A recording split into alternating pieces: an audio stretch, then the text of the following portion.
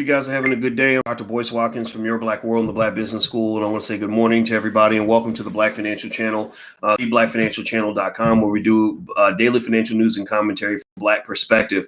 So happy days are here again, kind of, sort of. Every day is different, but today is a good day. Stocks opened higher today. They were mixed. I'm reading from Yahoo News here, Yahoo Finance. They were mixed after the Senate and White House announced that they'd reached a deal on a $2 trillion stimulus package. They basically are passing this package to try to fight back against the craziness of the coronavirus and what it's done to the economy. The deal includes $1,200 checks that will be sent to many Americans.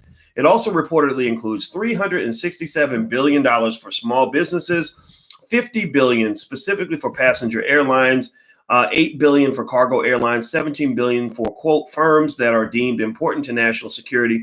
The Senate is expected to vote on the bill on Wednesday before it goes to the House of Representatives and then to President Trump. Futures contracts on the S&P 500 and NASDAQ were up 1.8%. The damage, both economic and political, has stoked a widening debate over how quickly the U.S. can return to a semblance of normalcy. With his reelection chances likely to be defined by a recovery from the crisis, President Trump on Tuesday called for the economy to be restarted by April 12th. Let's see, what's March 25th? Okay. All right. That's an ambitious deadline. But market analysts have doubts about that timetable. I have doubts, too. Give me a yes or no if you think that President Trump can have the economy up and running and people back to work and life back to normal by April 12th. Give me a yes or no if you think that that this is possible. I will be the first to say that I don't think it's possible. I kind of think we're being a little bit optimistic, overly optimistic. But the passage of the stimulus is a good thing. If you own stocks and if you've been buying into the dip, if you've been buying as the prices have gone down, then you made money, right? But the question becomes, right, did you make more money than you lost? Because you lost from the dip. But the beautiful thing about big dips like this, not beautiful, that's a bad word to use. The more soothing side of all of this is that history shows that whenever there's a drop like that, a crisis, a bear market, you get all that back. Like that's coming back. Like that's more of a loan to the universe, really. Like you can really think of a drop, a bear market as a loan to the universe. So I own a bunch of stocks. I'm well diversified. I'm doing, like you're doing what my students do in the Black Stock Market program, which I hope that you guys are doing this, and you see your portfolio drop, your 401k starts dropping because you're having a bad time in the economy. Well, it always comes back. It always comes. It's like a teenager that gets mad at their mom. Like they're gonna come back and eventually love their mom again. They just might hate their mom for the day, right? It's not like, God forbid, a kid who goes and commits suicide. Then they're never coming back, right? And I hope that you've never had to deal with that. But if you've had, my heart goes out to you because that's a different situation. We know that's a different situation. So the stock market has never committed suicide. It has just got mad at the world a little bit, like a teenager getting mad at their parents. And it always comes back and it sits down for dinner with mom and everything is back to normal within a day or two. So in this case, it's not a day or two. It might be months. It could even be more than a year. The average bear market takes about 14 and a half months to hit rock bottom. And it takes about 24 months to get right back to where it was. That's when your loan to the universe is repaid and you're doing better because you withstood the storm. And so really a lot of times the game of wealth is a game you choose to play. It's a marriage that you choose to commit to. And it's like a marriage in the sense that, it's for richer, for poorer, in sickness and in health, good days, bad days, till death do you part. And the reason I compare it to a marriage is because if you can stand the rain, then you can get the sunshine, right? Like my parents have been married for 45 years. God bless them. And the reason they stayed married for 45 years is not because they lived a 45-year fairy tale.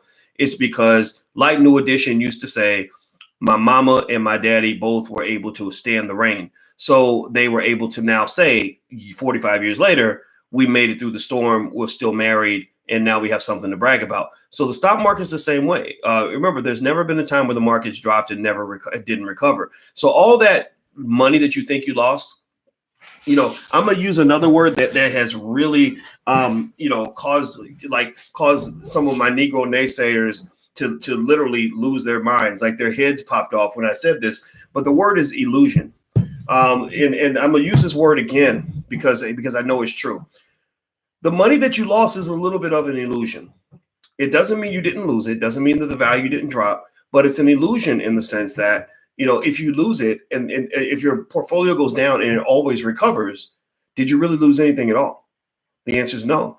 If anything, you gain something from the fact that while it was dropping, if you're dollar cost averaging, if you're buying consistently, then you get to get pieces of the recovery, right? As it's recovering, that stock that you bought for 50 goes up to 60 and then up to 70 and then up to 80. And then the world is normal again. And then it's off to the great beyond where the market has continued to grow.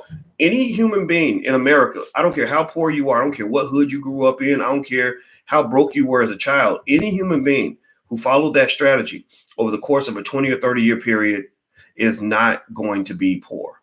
They're not going to be poor unless they do something ridiculous to destroy their wealth. They're, like go to college and borrow $200,000 to get a degree from a white man. That might push you back a lot. But beyond that, you're just not going to be poor. So do me a favor, hit the thumbs up button, hit the share button, hit the subscribe button if you haven't done it yet. Also follow the Black Financial Channel on Instagram. It's the smartest place in the universe. And so if you're smart and black, you want to hang out with us because the whole world is stupid half the damn time, and I ain't got time for no foolishness, man. We out here trying to build. All right, so here's what CNBC is saying. The White House and Senate leaders reached a deal on early Wednesday. Senate Majority Leader Mitch McConnell said the Senate will vote and pass the legislation later Wednesday. Senate Minority Leader Chuck Schumer called it, quote, the largest rescue package in American history. So it sounds like they're getting to the point where they're all buddies again. They're all bragging about how they made a deal after spending a couple of days fighting. Treasury Secretary Steve Mnuchin agreed to enhanced oversight of a $500 billion bailout fund that Democrats had criticized, according to a senior administration official. So what I'm seeing now is, most politicians really know how to use a good crisis to their benefit. So the bill is probably filled with all kinds of pork and people, sort of, pushing their own personal agendas. I heard something about a digital coin that came out of the bill. I'm like, what does a digital coin have to do with the coronavirus? But it's not as if common sense actually makes any sense anymore. Right? That's a common sense question, which means people are gonna get mad about that, right? But still, it's gonna do good things for the economy. I worry long term because remember, money has to come from somewhere. So when they're pushing all this big stimulus package, they're not making money out of thin air. They're borrowing that money. So your government is a government that goes deeper and deeper in debt every generation, and there's no sign that it's ever going to end. And at some point, they're going to default on that debt because there's going to be a crisis that actually affects the capital markets to the point where it is going to hit you hard, hit the entire economy pretty hard in a way that it can't recover.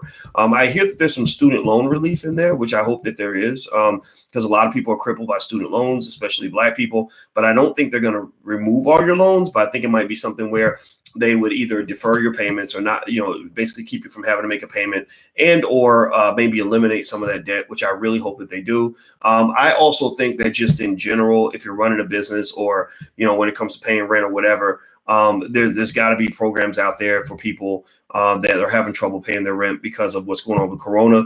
I think this is also an opportunity for you to help your kids escape from the school system. So we're actually doing a special event on April 2nd, actually, on Black Movie Night. We're showing a film that we made at Boyce Watkins Films called Raising a Black Scholar. Tierra KJ Williams is the director, and the program is all about, the film was all about Black homeschooling, because you guys know that our 3 core values are that we believe that Black people should educate our own children, create our own jobs, and support Black businesses. So we make films that connect to our core values and what we believe. So Raising a Black Scholar is an excellent film. So what we're going to do on April 2nd, and all of you can come for free, is on Black Movie Night, we're going to screen the film. We're going to have a conversation after with the director, Tierra KJ Williams. We're going to bring in Roosevelt Mitchell III, who's an award-winning educator who also participated in the project as an executive producer. And then also we're going to bring in Nomalanga Mushali Moses, who is a Black woman who had kids that were in the public school system They kept sending back these reports on her kids saying that your kids are out of pocket and your kids are this and kids are that. And she was like, my kids don't do that. So she basically took her kids out of that school and quit her job and learned how to start an online business so she could support herself from home, so that she could be home with her kids. And she did it about 6 years ago. And now her kids are reading like well above grade level and doing math above grade level and all this other stuff. Because, education is always good when it's Black and it's got some love sprinkled into it. And I think there's nobody better at educating a Black child than their mother or their father. So so if you want to come to Black Movie Night, go to blackmovienight.net. Register at blackmovienight.net. You can come for free. Type that in, please. It's not .com, it's .net, blackmovienight.net. And so that we're not just celebrating Black filmmakers and building our own Black Hollywood. We're also talking about the ideas that matter, the ideas that make a difference, the ideas that are going to change the world for Black people. So blackmovienight.net. Somebody please type that in the chat. All right, so hit the thumbs up button. I'm going to read a little bit more of this to you, then we're going to bounce out in a little bit. Markets struggle for direction. Stocks earlier gains quickly lost steam as investors weighed the ongoing coronavirus outbreak against the Senate's agreement to pass the package. The S&P 500 and NASDAQ were slightly negative about an hour into regular session. At the time of this recording, it's positive again. I looked at my portfolio. It was raining up in that mug. It was making it rain. And so in fact, the last 3 days have been historic. Yesterday was the best day in the stock market since 1933. So literally since your great grandma was a baby. That's a very big deal. In the past, moves like this, a big day up in the midst of a volatile market sell-off, have often been followed by near-term pullbacks or reversals. Exactly. Reversals are, meaning that if it goes way up, it usually goes down the next day. If it goes way down, it usually goes up the next day. It didn't do that this time. But investors shouldn't be discouraged if the market does give back some or all of Tuesday's move, since the fact remains that these moves have often been indicative of extreme volatility that sometimes forms as the market is approaching a bearish extreme. So what basically Rick Swope, who's the senior director of investor education at E-Trade, effectively is saying is that usually when you see big moves like this, it's because the volatility is crazy. Volatility is just up and down, up and down, up and down. And he argues, and I don't know this, I have done research on this, but he argues that, that a lot of times the reason that you see the volatility is because you're at the extremity of the bear market, meaning that you've hit rock bottom, right? Kind of like life, how like right before things get better, that's when you really go through your shit. Has anybody in here ever gone through some shit, like really had a really hard time and literally like you went through the absolute worst hell imaginable right before you had the big breakthrough, right before you had the success? Like I know this well, because in 1999, I'll never forget 1999, because that was the worst year of my life. But the worst year of my life opened up possibilities that were extraordinary over the next 20 years. So this is just encouragement to all of you out here that are going through it. I know you're feeling it. I know, life is hard on you. I know that you're struggling, but I just want you to just know everybody struggles, man. Everybody goes through the hell. And the more success you're trying to get, the more hell you're going to have to go through. And so it's fascinating how, the universe works, how there's just these consistent physics of the universe. So what he's basically saying is that the stock market operates a little bit like your life, that he says historically, and I'm going to trust his analysis on this since he's the research director at E-Trade or something, is that extreme volatility, like extreme ups and extreme downs, tend to, I guess in his research, they indicate that you're hitting the bottom of a bear market. So bottoms are good. Bottoms mean, okay, you hit rock bottom. Now you can only go up. Oh, well, only going up means you buy. Like people ask me, what are you doing, Doc? Are you buying? Are you selling? I tell them I am shopping like a Kardashian. Like I'm up in there buying every single day. And so anyway, that's pretty much all I wanted to share with you guys today. I'll come back and we'll talk a little bit more. If you want to see exactly what I'm buying, I'm actually going to do another video for the class today. The Black Stock Market Program. You can go to theblackstockmarketprogram.com.